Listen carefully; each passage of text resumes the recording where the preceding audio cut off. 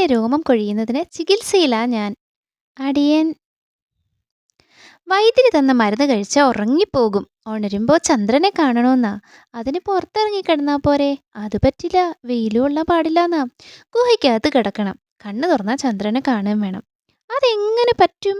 അതറിയാനാ നിങ്ങളെ വിളിപ്പിച്ചത്. വേഗം ഒരു വഴി ആലോചിക്ക്. ശ്ശേടാ, എടാ ആലോചിക്കാൻ. എനിക്ക് മരുന്ന് കഴിക്കാൻ നേരായി. ആലോചിക്കുകയാണെന്നേ. ഒരു സൂത്രം കിട്ടിയടേ. പകലും രാത്രിയും ചന്ദ്രനെ കാണുന്ന ഒരു ഗുഹ മതിയോ? അതുമതി, അതുമതി. എന്നാലേ ചേട്ടൻ 5 മിനിറ്റ് ഇവിടെ ഇരി. ഞങ്ങൾ ഗുഹ റെഡിയാക്കിയിട്ട് വരാം. എനിക്കൊന്നും മനസ്സിലാകുന്നില്ല സൂത്ര. മനസ്സിലാക്കി തരാം. ഡേയ്, നീ ഈ പലകയൊന്ന് തുളച്ചു തരണം. ചന്ദ്രന്റെ ഷേപ്പിൽ വേണം തുള. ഹിഹി, ഇത് മതി. താൻ ഈ ഗുഹ കണ്ടോ? മുകൾ വശം പൊളിഞ്ഞിരിക്കുകയാ. നമ്മൾ ഈ പലക ഇതിന്റെ മുകളിൽ കൊണ്ടുവയ്ക്കും. ഇനി അകത്തോട്ട് കേറി മേലോട്ട് നോക്കിക്കോ. അയ്യടാ, ഇപ്പൊ ശരിക്കും ചന്ദ്രൻ.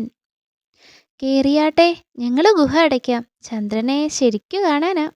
ഹോ, അത്ഭുതം! ദാ ചന്ദ്രൻ. ഇതൊരു മാന്ത്രിക ഗുഹ തന്നെ. ഹിഹി, മണ്ടൻ.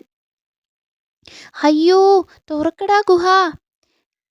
എന്തു പറ്റി? എന്നോടാണോടാ തട്ടിപ്പ്? ചന്ദ്രനിൽ നിന്ന് പാമ്പിറങ്ങി വരൂടാ ചതിയന്മാരെ.